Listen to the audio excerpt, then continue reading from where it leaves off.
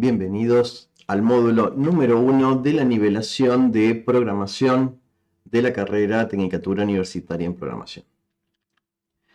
En este módulo vamos a analizar los primeros pasos relativos a la actividad de programación, analizando principalmente qué es la programación, a qué le llamamos programar en este contexto. Y uno de los primeros temas que van a surgir es el de los algoritmos. Vamos a analizar en detalle qué es un algoritmo, cómo se crea un algoritmo, cómo se lo representa. Existen distintos mecanismos que nos sirven para representar estos conceptos, siendo uno de los más utilizados el de los diagramas de flujo. Posteriormente vamos a analizar qué es un diagrama de flujo, cómo se los crea, y analizaremos un programa en particular que nos va a permitir dibujar estos diagramas de flujo para poder iniciarnos en la tarea de programación. Ahora, ¿qué es la programación?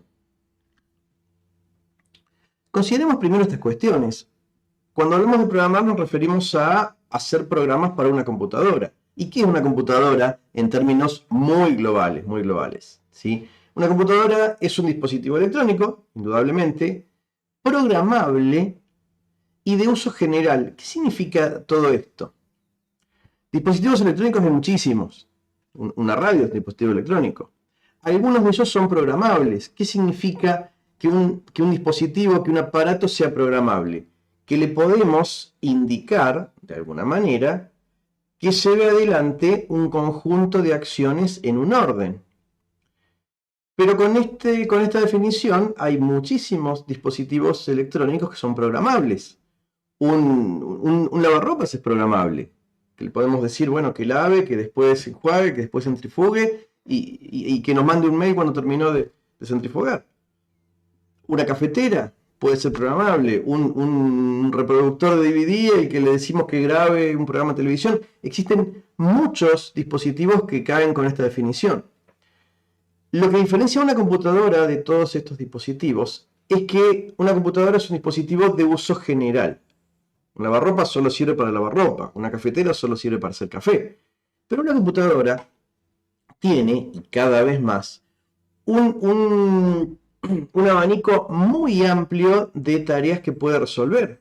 Hoy usamos computadoras para hacer cálculos, para almacenar datos, para jugar. Tenemos computadoras que controlan los semáforos de la ciudad. Tenemos computadoras de tamaño reducido que controlan dispositivos médicos o incluso aparatos que pueden llevarse adheridos a la ropa o al cuerpo. Es decir, una computadora tiene posibilidades de recibir programas y ejecutarlos, pero con un abanico gigante de actividades que puedan aplicarse, dependiendo de los dispositivos que se le puedan conectar, dependiendo de otros aparatos con los que pueda comunicarse.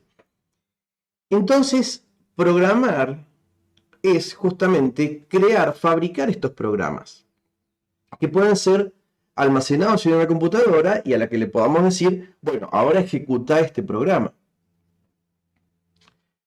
Y programa en este contexto, al menos en este nivel introductorio, es directamente sinónimo de plan, en el sentido en que le damos en el lenguaje natural.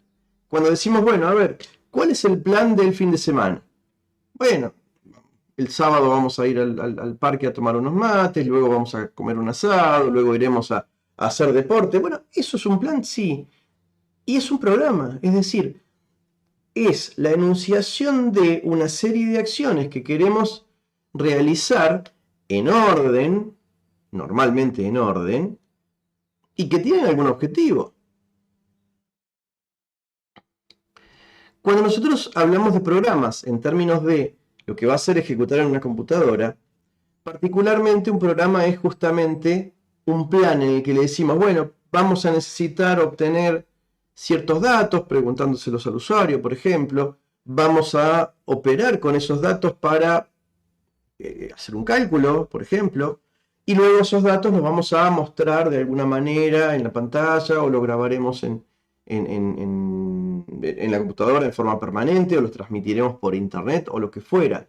El programa es esa secuencia de cosas que le pedimos a la computadora. Pero ¿qué ocurre con esto? La computadora en sí misma no sabe qué es lo que nosotros queremos hacer. Si tenemos que hacer, por ejemplo, un cálculo de impuestos en Argentina, y la computadora no sabe cómo se calculan los impuestos en Argentina, nosotros tenemos que proveerle toda la secuencia de pasos y de fórmulas exactas que se requieren para que pueda llegar a realizar ese cálculo. Para lograr esto, necesitamos redactar toda esta secuencia de pasos. ¿Y cómo se redacta? No se redacta en un lenguaje natural, como el castellano, como el inglés. Se redactan en unos lenguajes que la computadora pueda interpretar. Entonces, si necesitamos decirle a la computadora, bueno, el primer paso es ingresar datos por teclado, bueno, existe una palabra o una serie de palabras en un lenguaje específico con el que le decimos, carga estos datos y guardarlos de tal manera en tal lugar. Entonces, la tarea de programación involucra redactar el plan, redactar el programa en un lenguaje formal, en un lenguaje que la computadora sepa realmente interpretar.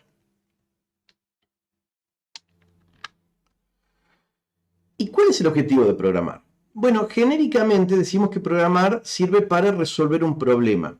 Y acá en este contexto, problema es sinónimo de objetivo. Es decir, tengo la necesidad de calcular una factura de un negocio que vende cosas. Y bueno, hacen falta datos, hacen falta fórmulas, hacen falta resultados. Acá problema no tiene una connotación negativa en esta disciplina. Acá problema es sinónimo de objetivo. Entonces, tengo el objetivo de hacer un programa que haga los cálculos para una factura. Fantástico. ¿Qué hay que hacer acá? Los pasos para poder resolver este problema, siempre, aunque los hagamos mentalmente, siempre son estos. Primero hay que hacer una lectura y un análisis inicial de lo que nos piden. Claramente, si nos piden, hay que calcular la factura, necesitamos saber cuáles son las fórmulas, cuáles son todos los datos que se requieren, y si no lo sabemos, tenemos que ir a preguntarlos. Luego, se tiene que realizar un análisis detallado, pero no es un análisis libre, sino que tiene que llevar este enfoque sistémico sobre el que vamos a ver enseguida. Una vez que se realiza este análisis detallado, el resultado del análisis nos permite crear un algoritmo.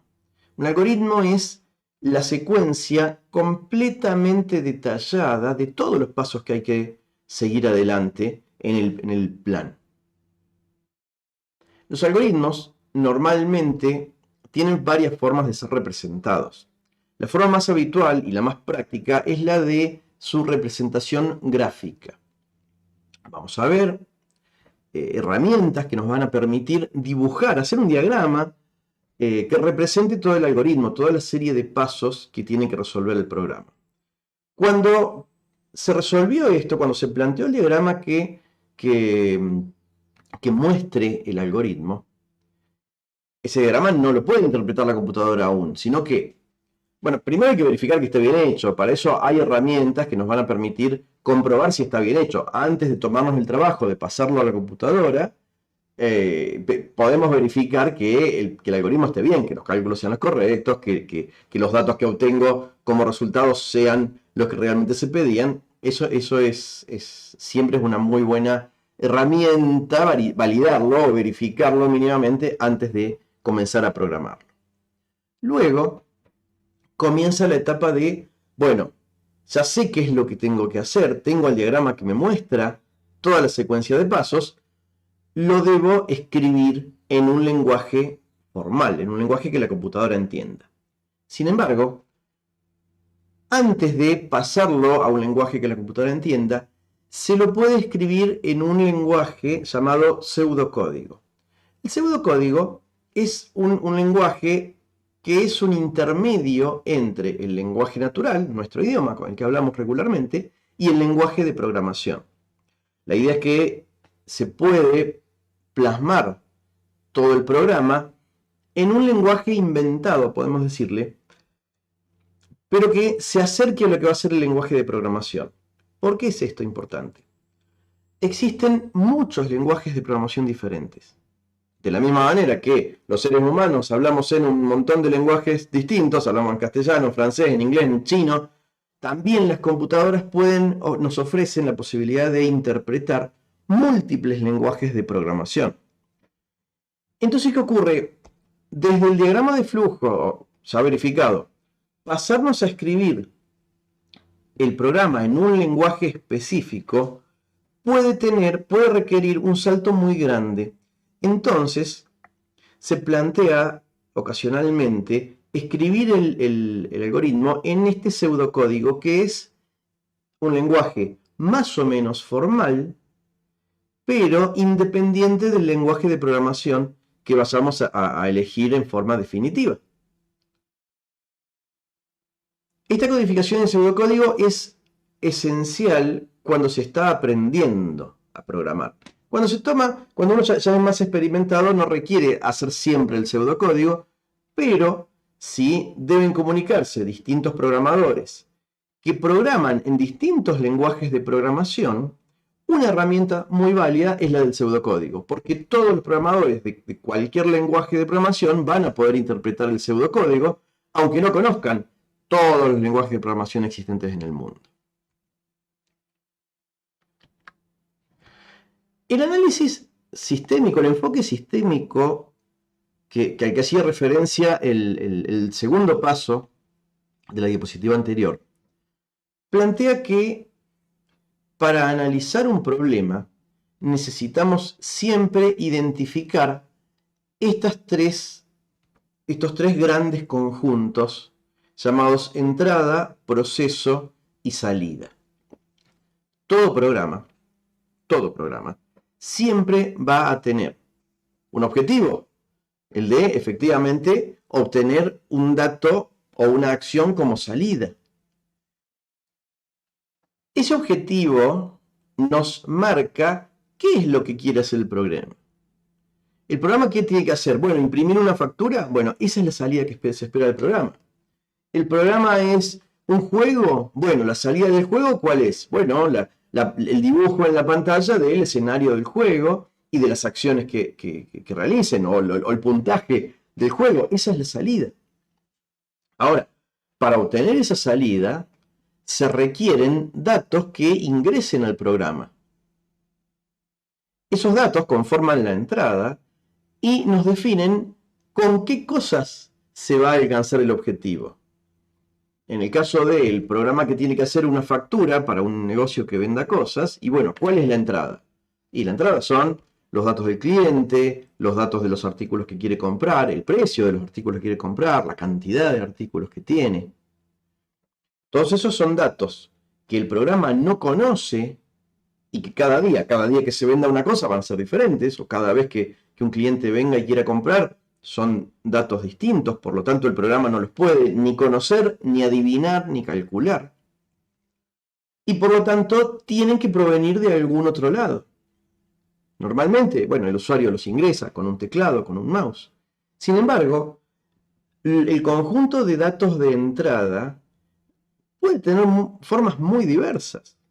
En el caso de un juego, los datos de entrada, ¿qué son? Y las pulsaciones en el joystick.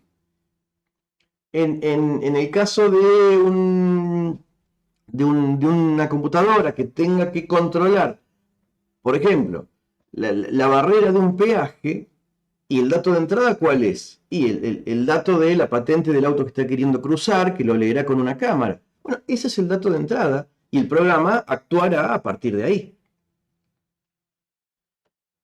Con esos datos de entrada, el programa va a realizar un proceso. El objetivo de ese proceso, y que es donde está el mayor esfuerzo del programador, es el de manipular los datos de entrada con algunas reglas y con algunas acciones tendientes a conseguir los datos de salida. Este proceso es el que me indica, bueno, ¿cómo voy a resolver el problema? En el caso de la venta del negocio que vende cosas, y bueno, el cómo que será. Y hay que multiplicar el precio unitario de cada artículo por la cantidad que compró. Esos son subtotales que hay que sumarlos en algún lado, y ese resultado probablemente hace que calcularle impuestos que incrementan el valor total a cobrar. Y el resultado de salida, ¿qué será? Y bueno, ese total, ¿cuánto hay que cobrar? El programa, todo programa, de cualquier forma que exista, que tenga que conectarse con cualquier dispositivo para cualquier objetivo que exista, siempre tiene estas tres partes. Tienen conjunto de datos de entrada que vendrán de algún lado. Pueden venir hasta de internet los datos, no necesariamente por un teclado. Tiene que procesar esos datos con el objetivo directo de obtener datos de salida. Y finalmente esos datos los tiene que entregar de alguna manera, que será mostrar por la pantalla, almacenar en el disco duro, transmitirlos por internet, de la forma que sea. Pero siempre, en el caso de un juego, un dato de salida son los sonidos que salen por el parlante. Y sí, esos también son datos de salida. Siempre, todo programa, por más grande o por más pequeño que sea, va a tener indudablemente estas tres etapas. Y nuestra tarea como programadores es determinar estas tres partes. Si no resolvemos esto, no se puede de ningún punto de vista comenzar a pretender resolver el problema. En el próximo video vamos a ver un concepto directamente relacionado con el de la programación, que es el de los algoritmos.